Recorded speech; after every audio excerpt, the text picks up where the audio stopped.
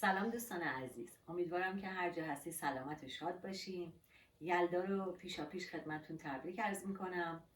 سالادی رو براتون تهیه دیدم، سالاد انار و کلم هستش که خواستم خدمتتون یاد بدم که به چه شکلی اینو درست کنین. بسیار سالاد سلامت و خوشمزه و فکر میکنم که مناسب باشه برای شب یلدا.